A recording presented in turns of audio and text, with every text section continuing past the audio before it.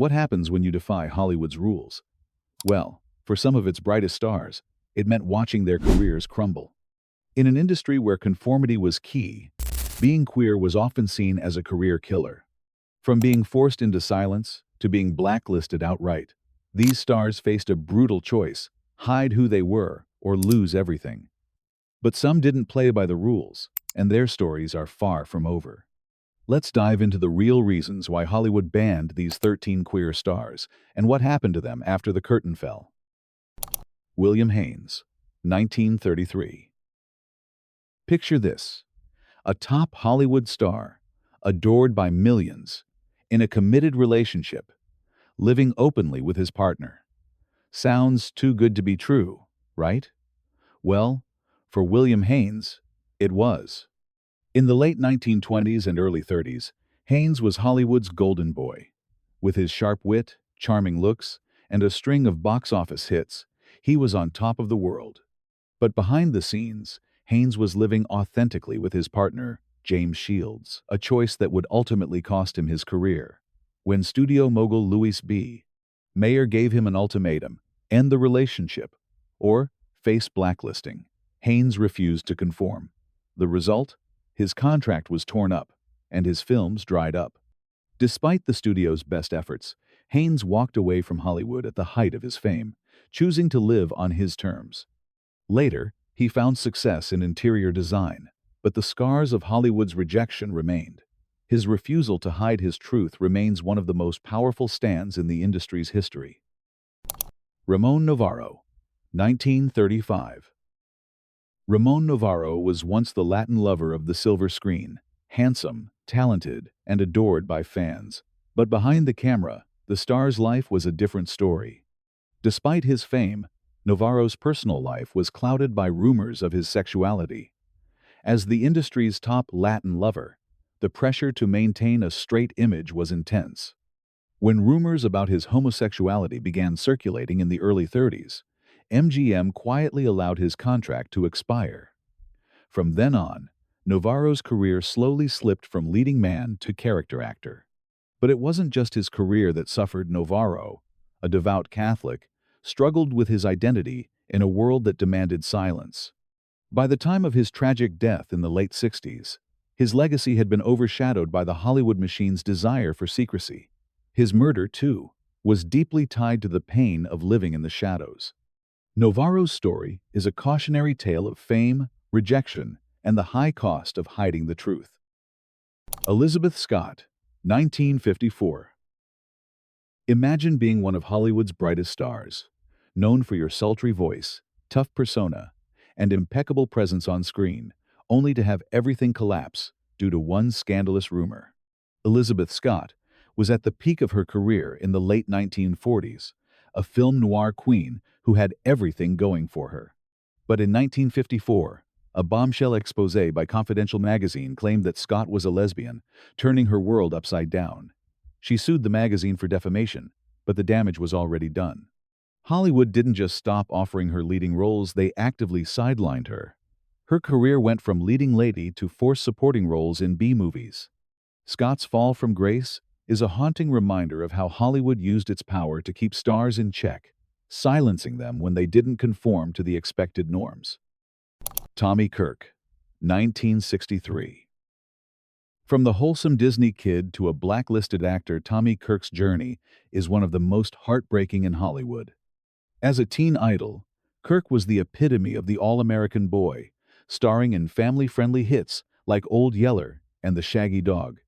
But in the early 60s, his life took a dramatic turn when he was caught having a relationship with a young man. In response, Disney's CEO, Walt Disney himself, fired him on the spot. Kirk's squeaky clean image was too valuable to be tarnished by the truth. After his departure from Disney, Kirk found himself relegated to low-budget films and personal struggles. The shame of being gay in an era of strict Hollywood norms haunted him for years. His story isn't just about lost fame, it's about the crushing pressure to live a lie and the price that was paid for his truth. George Nader, 1956. George Nader's story is one of quiet exile. With a promising career in Hollywood, Nader was well on his way to becoming a household name. He appeared in films like Robot Monster and Six Bridges to Cross, sharing the screen with some of the biggest stars of the era. But off-screen, Nader was hiding his sexuality, living openly with his partner in private. When rumors started to surface, the studio used his personal life as leverage to cover up a bigger star's secrets. As a result, Nader's career came to a screeching halt. Forced to relocate to Europe in the 1960s, he continued working but never regained the success he had once enjoyed. Nader's story is a stark reminder of Hollywood's willingness to sacrifice the careers of talented actors to protect its biggest stars. Tab Hunter, 1959. Tab Hunter was the quintessential all-American heartthrob of the 1950s. With his piercing blue eyes and blonde hair, he quickly became the poster child for Warner Brothers' idea of the perfect leading man. But underneath the shiny exterior, there was a truth Hunter could never share. His career skyrocketed with films like Island of Desire and Battle Cry, and even his single, Young Love, topped the charts for weeks. Despite the fame, Hunter's personal life was an open secret. The studios knew, his friends knew, but the public had to believe that Hunter was the ultimate bachelor. When rumors about his sexuality started to surface, the studio took drastic measures. They concocted fake romances and even planted beards to protect his image, trying to keep his reputation squeaky clean. But in 1959, the truth was almost exposed when Hunter was arrested in a gay party raid. The media had a field day, and Warner Brothers knew they had to act fast. They canceled his contract, and just like that, the golden boy of Hollywood was blacklisted. It wasn't until decades later, in his 2005 memoir, that Hunter publicly came out, revealing the struggles he'd faced to maintain his public image. The years of fear, forced silence, and fabricated relationships haunted him, but he found peace in his later years. Hunter's career may have been derailed, but his resilience was unmatched. He became a queer icon, showing that even the brightest stars in Hollywood could find a way to shine on their own terms. Anthony Perkins, 1962. Anthony Perkins' role as Norman Bates in Psycho is iconic, but it's also the role that trapped him forever. Perkins was a sensitive actor with a quiet charm that made him a sought-after leading man. But behind the scenes, his personal life was anything but conventional. Born to a prominent acting family, Perkins faced a delicate balancing act between his career and his sexual identity. Despite a successful early career in Broadway and film, Perkins' life was marked by the pressures of the Lavender Scare, a time when Hollywood's executives demanded that stars remain straight or else. The rumors of Perkins' homosexuality were rampant, and Hollywood did everything it could to control his image. Forced into a lavender marriage in 1973, Perkins, who was bisexual, tried to live a life of normalcy, but the toll of hiding his truth had a profound impact on his career. Roles that once came easily to him became scarce. The handsome young man who once captivated audiences slowly became pigeonholed into character roles, most famously, the disturbed Norman Bates in Psycho. The psychological toll of living in fear, of hiding his true self, followed him throughout his life. Perkins' decline, from leading man to character actor, mirrored the intense personal conflict he faced, and by the time he publicly came out later in life, much of his professional success had already passed him by. Perkins' legacy is a testament to the price of Hollywood's need for conformity and the way it can eat away at even the most talented, most tortured souls. Montgomery Clift, 1954. Montgomery Clift's story is as tragic as it is revealing about the pressures of old Hollywood. Clift was a method actor before the term even existed, bringing a raw intensity to his roles that set him apart from his contemporaries. His breakthrough came with films like Red River and A Place in the Sun, where he showcased his impeccable ability to capture the vulnerability of his characters. But beneath the surface, Clift was struggling with his identity. Clift was bisexual, and during a time when homosexuality was considered a scandal, this made him a target for the studio's strict control. He was constantly forced to hide who he really was, and his personal life was shaped by the expectations Hollywood had of him. In 1956, a car crash that left him severely injured only added to the pressures he was already facing. The crash shattered his face, requiring extensive plastic surgery. The pain and trauma of that incident led to a spiral of addiction, and by the early 60s, Clift's career began to decline. He was no longer the golden boy. He found himself relegated to lesser roles, struggling to regain the promise he once had. Hollywood had no place for someone who didn't fit the mold, and Clift paid the price for not conforming to the industry's demand for a straight, clean image. By the time he died in 1966, at just 45, Clift had already become a symbol of what Hollywood did to those who didn't conform. His brilliance, hidden beneath the layers of imposed secrecy, left a legacy of unrealized potential. Sal Mineo, 1962. Sal Mineo's life was full of promise, but Hollywood wasn't ready for him to fully be himself. A talented actor, Mineo earned an Academy Award nomination at just 17 for his role in Rebel Without a Cause alongside James Dean. He became a star overnight, admired for his sensitive, tortured performances. But behind the scenes, Mineo was quietly navigating the pressures of his sexuality in a world that demanded conformity. In the early 60s, as his career continued to flourish with roles in films like Exodus and Giant, the rumors surrounding his homosexuality started to surface. Hollywood, never one to shy away from controlling the personal lives of its stars, took immediate action. Mineo's openness about his bisexuality led to his gradual exclusion from major studio productions. He faced typecasting, relegated to supporting roles in lower-budget films and television. While he found success in Europe and on the stage, the full scope of his talent was never recognized by Hollywood in the way it should have been. His career, once full of promise, stagnated as the industry continued to punish him for his personal truth. Tragically, Mineo's life was cut short in 1976, when he was murdered outside his apartment in West Hollywood. The legacy of Sal Mineo is a haunting reminder of the price paid by those who dared to be themselves in an industry determined to silence them.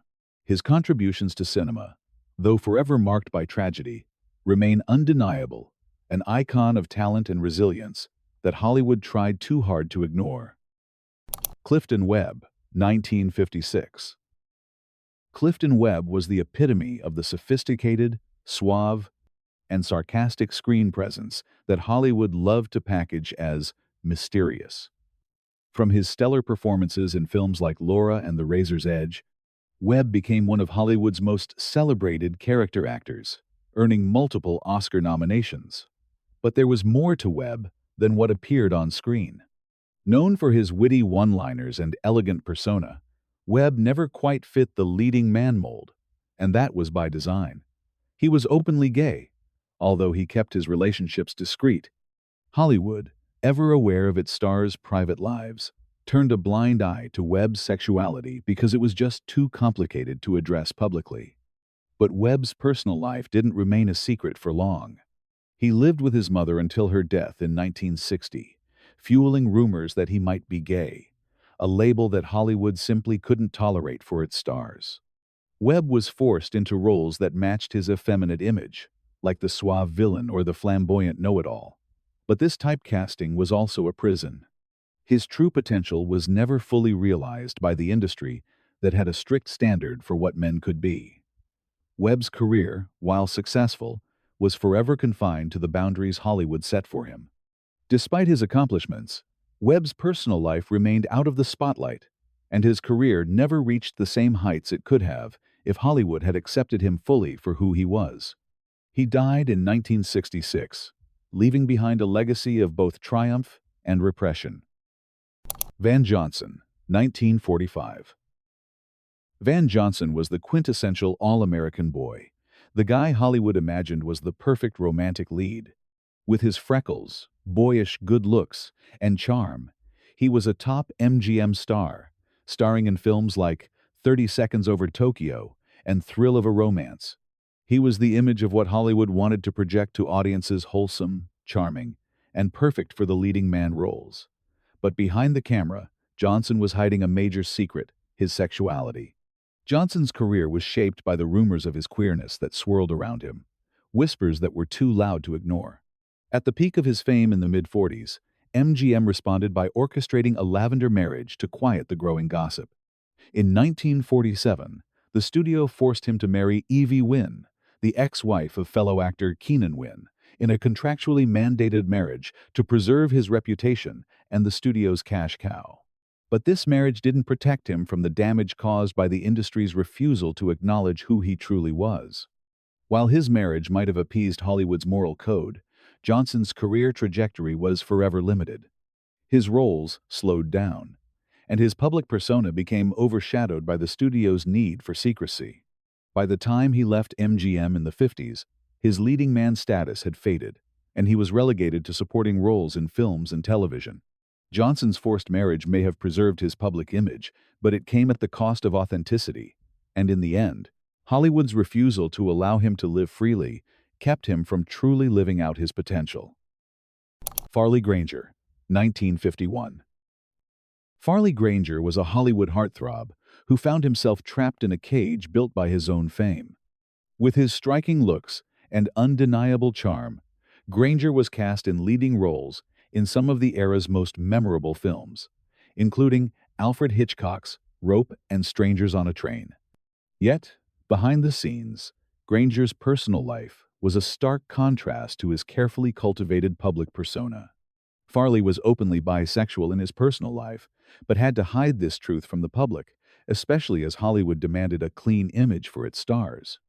Granger's relationships with men, including a year-long romance with screenwriter Arthur Lawrence, remained a secret one he could never fully escape. Hollywood's rampant fears about scandal kept him hidden in plain sight. At the time, the public's appetite for wholesome stars meant that Granger had to maintain a facade of normalcy, even if that meant suppressing his true identity. The pressures took a toll, and by the mid-50s, Granger's career was on a downward spiral.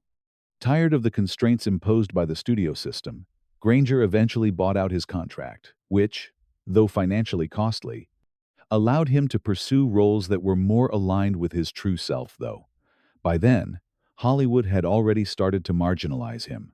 His decision to leave Hollywood wasn't just an escape from the suffocating pressures of fame. It was his way of claiming a piece of his own identity, one that had been denied for so long.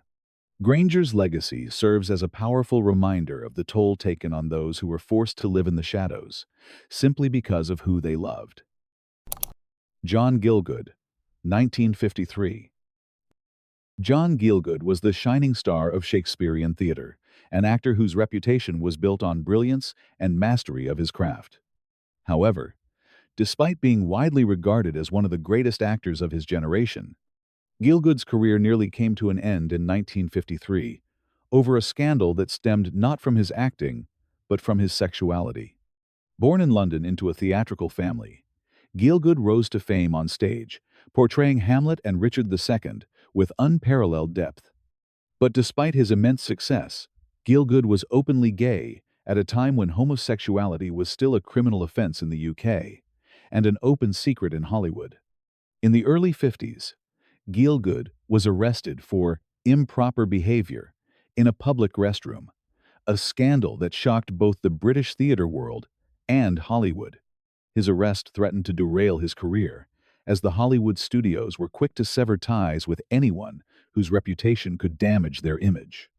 Gielgud pleaded guilty to the charge, paid a fine, and then faced a temporary exile from the United States. In the aftermath, his career came to a halt in Hollywood, where his charm and presence were no longer enough to shield him from the damage done by his public arrest. Although his stage career continued to thrive, Hollywood's doors remained closed to him for years. Despite this, Gielgud remained one of the most respected figures in theater. His resilience in the face of adversity was a testament to his talent. But his story also exposes the dark side of Hollywood's unforgiving refusal to accept anything that didn't fit its carefully crafted image. These 13 stars faced a brutal reality. Their careers, talents, and lives overshadowed by a system that demanded secrecy and conformity. Their stories remind us of the high price paid for authenticity in an industry that refused to accept anything but perfection. What could have been? Let us know your thoughts in the comments. And don't forget to like, share, and subscribe for more untold Hollywood truths.